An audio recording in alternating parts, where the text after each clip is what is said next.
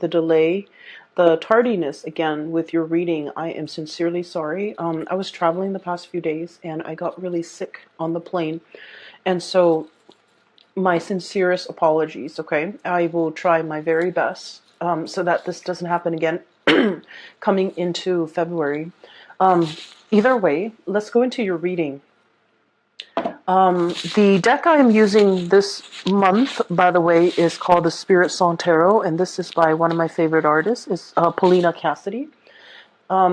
There's another deck, which is the Joie de Vivre deck, which I've often used, and it's also by the same artist. So the artwork seems very familiar. I really enjoy working with this deck. I saw two images. Well, actually, it's one continuous image, but two themes coming into the picture for you, and it's really fun. So I'm glad to see this. So first of all, I see this little boy. The scenery looks a little bit like 1920s, 1930s. So it's a long time ago, and it seems like we're possibly in New York City in the United States. It's really odd. So there's this little boy. He's probably 5 or 6, and he has a dog, a golden retriever. He has a beret, a black beret on. He has a twill coat and khaki pants, and some sturdy-looking black boots. And he's standing in a corner of the street with his dog, a leash. He's holding onto the leash, and the leash is connected to the golden retriever. He's looking at a storefront. So it seems as if his adult escorts are in there doing their errands or doing some shopping, and he's waiting outside with the dog. So, maybe the store didn't allow the dog to be inside, so he opted to wait outside with the dog.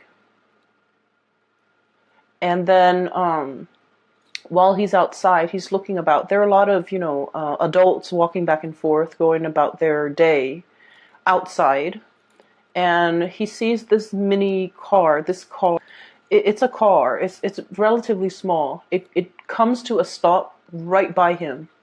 And then a bunch of people came out of this car. So it's a very small car. There's no way, there's no rhyme or reason why that many people are able to fit in that car, why that many people are able to emerge from the car. But there are a lot of people, I would say 10, 12, 15 people just walking out of this car. And he's looking at it, and his eyes are like, almost about to pop out of its sockets. So he's like amazed. And then he hears a little bit of commotion.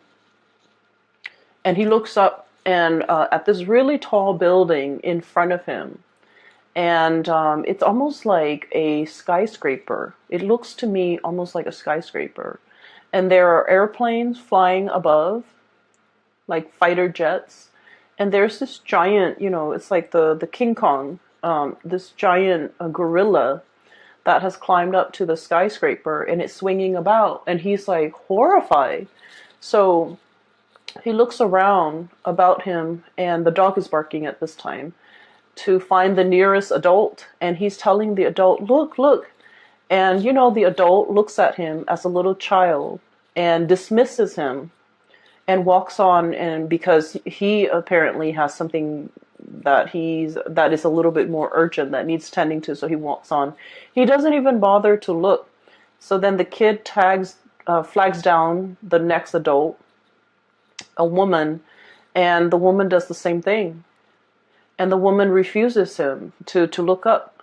And he tries to catch the attention of other adults around him. No one pays any attention. Everyone is really busy going about their day, walking very quickly.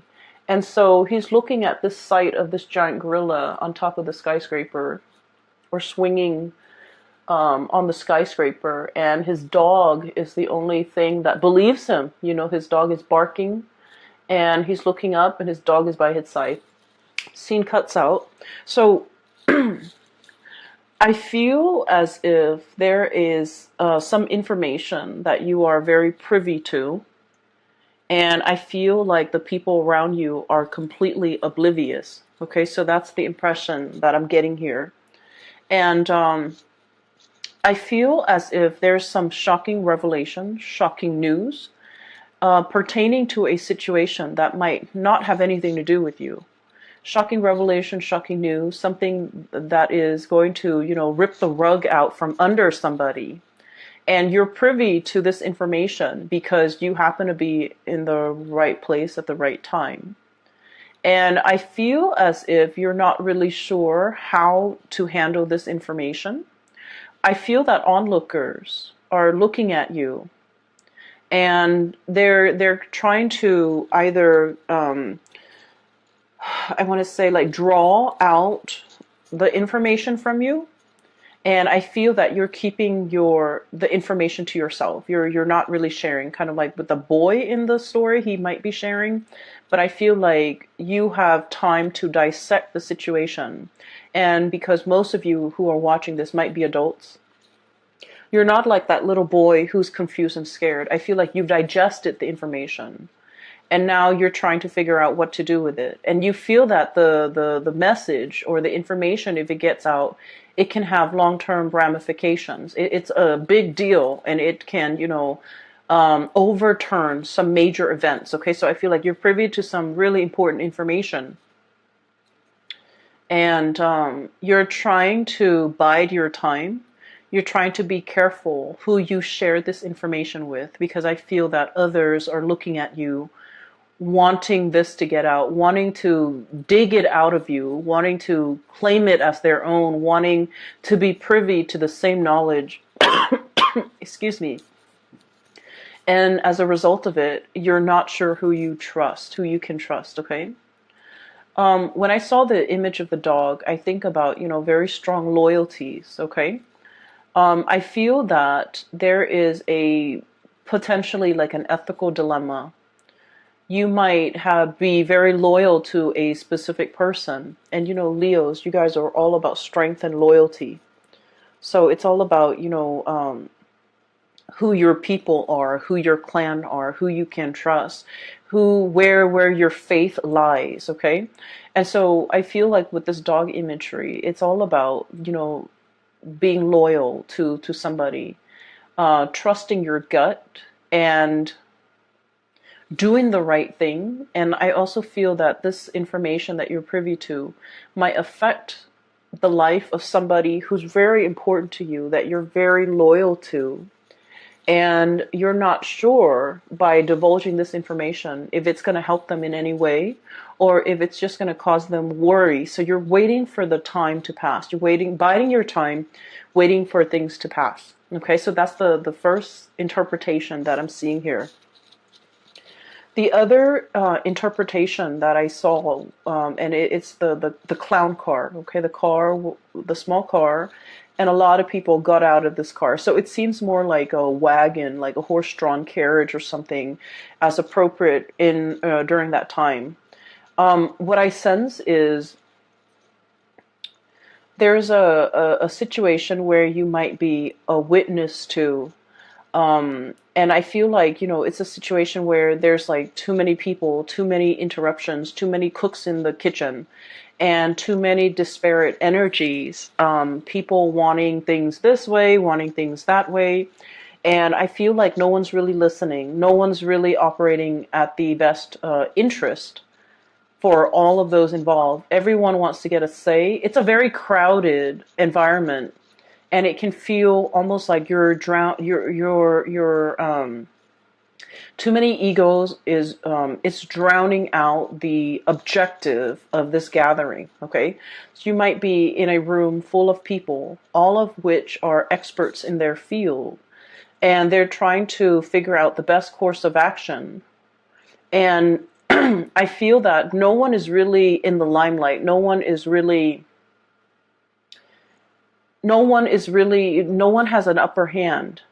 Everyone has their ideas of what to do, and no one is really paying attention to anybody. And then I also have a situation where, there's like one person and then their group of cronies who are propping them up, or who's giving or manipulating the situation. The cronies behind the scenes are like manipulating the situation to boost or bolster the credibility and the qualification of this one person, and yet that person, you see through it, and I feel like you feel like that person's not qualified, but their cronies are talking big about them and are making, trying to persuade you, but I feel like you see through it. So that's what I'm seeing here. We have here the Six of Crystals. This is the Six of Pentacles, okay? And when I look at this deck, I'm looking more at the imagery rather than the specific name of the card. And I feel like someone is on high alert, and I feel that they're standing behind somebody out of this sense of obligation, loyalty. Possibly they're co-opted to take like a specific course of action to support a specific candidate, even though that candidate might not be the best person for the job. Okay? And then we also have here the Six of Cups. Once again, this sense of indebtedness, this sense of like, what I'm feeling is like a really strong connection. And it's a very positive card, but based on everything that I'm seeing in your reading, I feel it's like, birds of a feather flock together. So people who are like-minded tend to just flock together. And because they're around people who think exactly like them, they echo the same sentiments. They finish each other's sentences. They echo the same words, the same themes, the same ideology. And they're not able to think for themselves. So based on this, I feel like in this month, you're going to be that breath of fresh air where you're able to see through, I want to say, through the facade, okay? And it's really asking you, the energy that you embody here, we have the Empress and the Empress. This is a low pressure job, okay? The Emperor gets all the limelight. The Empress is very soft, behind the scenes types of energy. And the way that she embodies this energy, and you can be male or female watching this. If you're Leo, doesn't matter your gender. The cards are not gender specific, but the energy of the Empress, somebody working behind the scenes, someone without a lot of limelight on them. So they can make mistakes and no one will bat an eye. No one's going to blame them for anything. But with this Empress energy, I feel that, it's a low pressure job. You're in a position where you are advising, giving counsel, or giving somebody information. Whatever you're privy to, you're sharing this information with somebody like a confidant, with somebody that you really trust, with somebody that you are standing behind. And you trust this person. Your gut tells you you really trust this person. And so I feel like you're seeing through the chaos that's happening around you, and you're able to maintain your center, and you're able to understand why people say the things that they are, and you're understanding, what incentives they have for coming forward, for supporting this candidate, for wanting this person for the job. And I feel that you're, writing all of this down, taking notes, observing everything that's happening around you.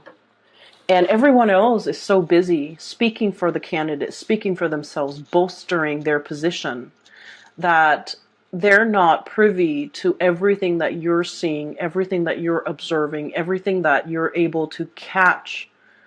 The micro expressions, the little nuances, the energy changes, the energetic changes in the room. You're able to catch it all. And so you're in a very good position to be able to understand people's motives, understand people's agenda. And what I feel is, if this message resonates with you, if everything that I've said so far resonates with you, it's really asking you to trust your gut. There are things that we know, we feel it, we hear it, we see it, we experience it, we are able to sense it, right? We can experience it with our senses, or we can just experience it in a very intuitive way. And even if other people don't agree with us, or if other people have never experienced it, they can never wrap their heads around it, it doesn't diminish what you feel. And I feel that the message here is you really need to trust your gut. You really need to be in a position where you trust yourself and, give yourself credit, because the other people, even if they don't support you, even if they don't believe what you have to say, even if they feel that what you're saying is outside of the realm of possibility and they can never give you credit for it, it doesn't diminish what you have experienced. It doesn't, even if people are dismissive, it should not detract you from the things you believe about yourself. We have here the King of Feathers. This is the King of Swords, okay? This is being very decisive.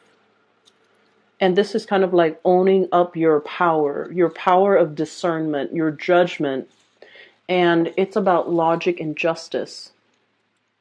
The way this energy comes across, it's an air sign, Aquarius, Gemini, and Libra, but, the depiction is very much you.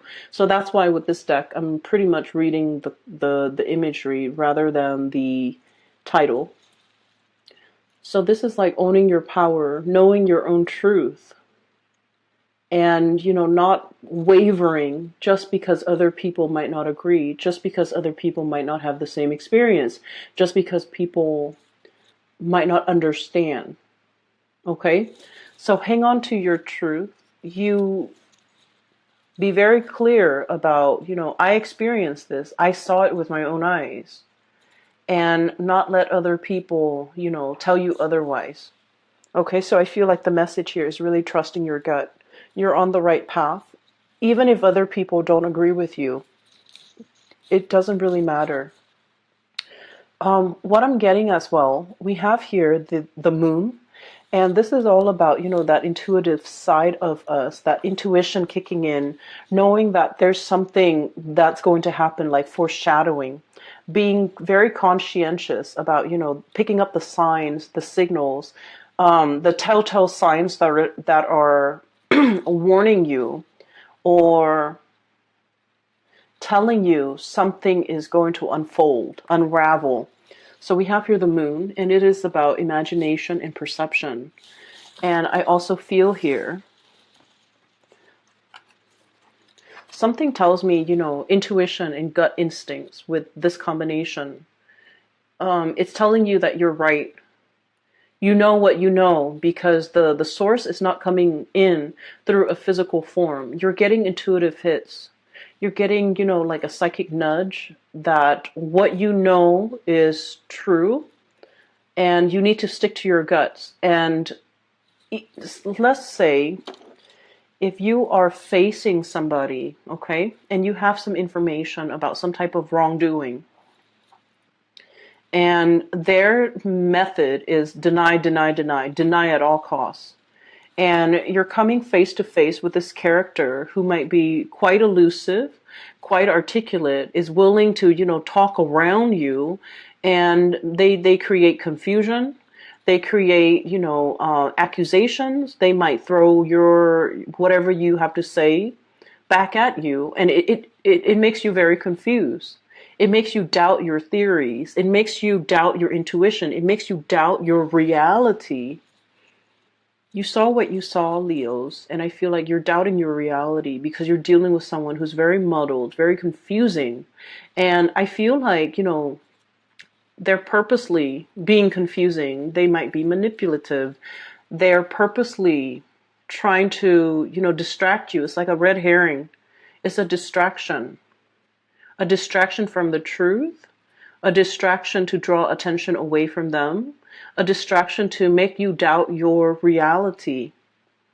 And so if their tactic has been, evasiveness, half-truths, lying by omission, deflecting, getting defensive and things like that, then that's all the information that you need, that they're the guilty party here.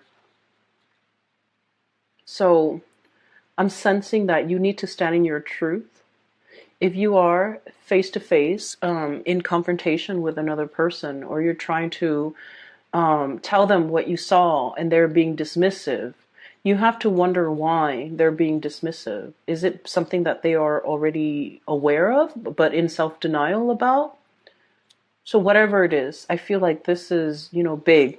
Um, for some of you, I feel like you might have a friend, and that friend might be in a relationship, and you see your friend's relationship partner with another person, you know, and so you're not really sure, like, do I tell my friend? You might decide to tell your friend, and your friend might be in denial. Your friend might be very defensive and not willing to accept this information. So break it to them gently, okay? I feel like your sense of loyalty overrides all because you want what's best for your friend, right? And so you're going to tell your friend this information. For some of you, I feel like it's in a work environment and somebody that you work with is being poached by another company, another organization, or they're interviewing for like another company, like a rival company even, and you're not really sure what to do with that information. And I would say that information should be kept private, okay? Because it's somebody's livelihood.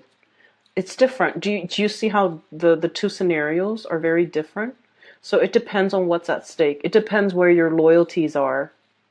And I feel like, with relationships, with friendships, that's where your loyalties lie, and that's something that you need to tell the person. But when it comes to work, even if you're working in an extremely competitive environment and you feel like I have a leg up, I have an advantage here because of this information that I'm privy to, I feel that it's affecting the other person's livelihood. So this is not a situation you want to get involved in. And so use your discretion, use your judgment, but really listen to your intuition, because I also feel like it could be a relationship partner, excuse me, and their habit is deny, deny, deny. That's their habit. And I do sense for many of you, they might be talking to an ex, they might be reminiscing about an ex, they might be in a relationship, with an ex. And there's perception here. Your intuition is very strong. You sense something is up, you sense that something is wrong. And I feel that you really need to trust your intuition. And you really should discuss this situation and try to get to the bottom of it. But I do sense that you're dealing with someone who might be evasive.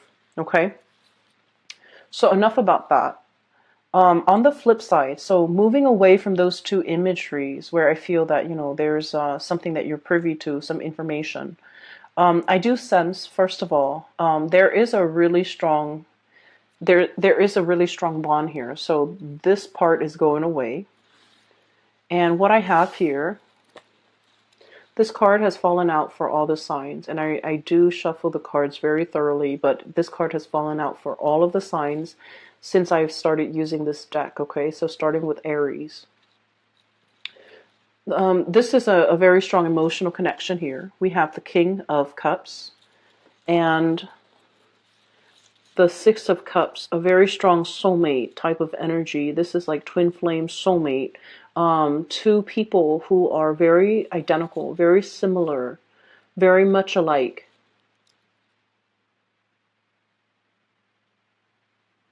And I feel almost like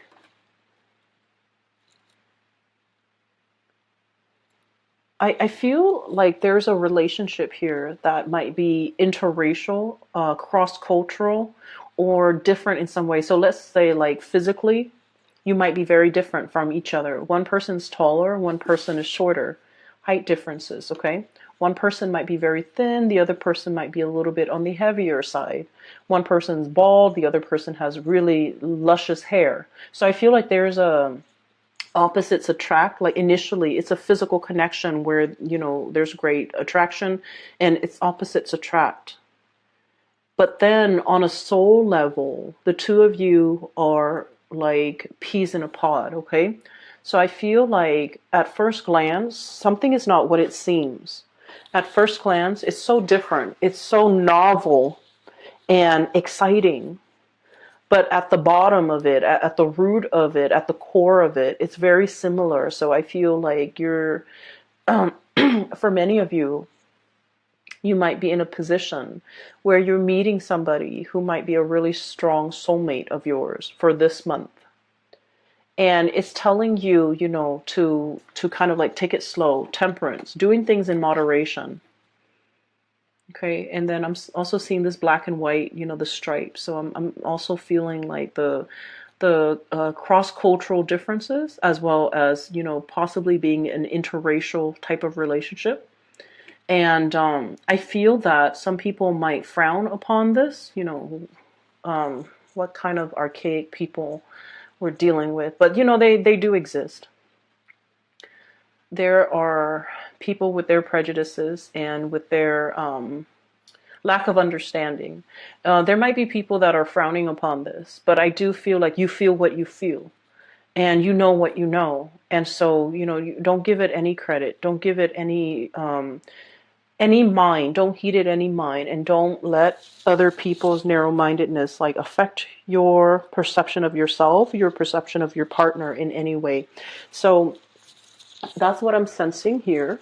And I feel like there is a really strong emotional connection that will really, you know, be tested for this month. And not in the way that you're thinking, but I feel like it's in the way where it's like, are we in this together? If we're in this together, then we can't really let outsiders, you know, tear the relationship apart. We really need to be on the same page.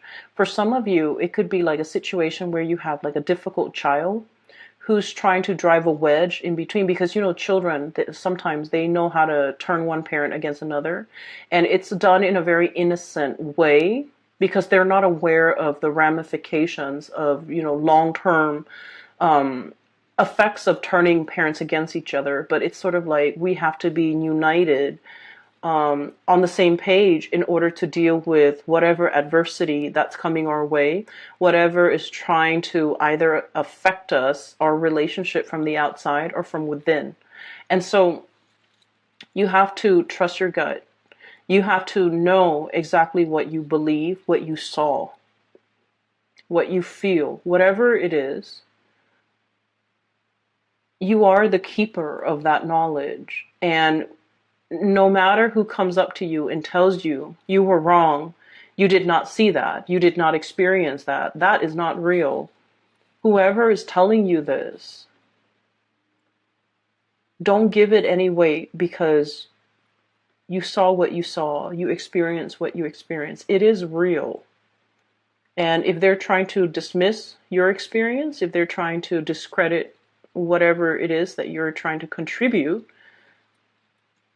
I just feel like, you know, they're trying to erase something that they feel is a major threat to them and their way of life, and as a result of it, I feel like it's done out of fear. So don't let other people question your reality. Okay, be very firmly planted. Okay, this is a very heavy bison. It looks like a bison. It looks like a, yeah. It's very heavy. It's not going to be swept away with the wind. Okay, it's firmly planted, and all these signs are pointing towards the gut area. So I'm just like, really listen to your gut. Listen to that ancient wisdom. Okay, these bisons are going extinct here in Northern America. So they have like an animal sanctuary, but they're heavily inbred, which is really sad. Anyways, going back to my main point. Stand true to your own knowledge, whatever you've experienced, okay? This ancient wisdom is what I'm sensing here. That can't be, that really can't be shaken. And so I'm going to talk about the last two cards here. I have the Five of Crystals, and this is the Five of Pentacles.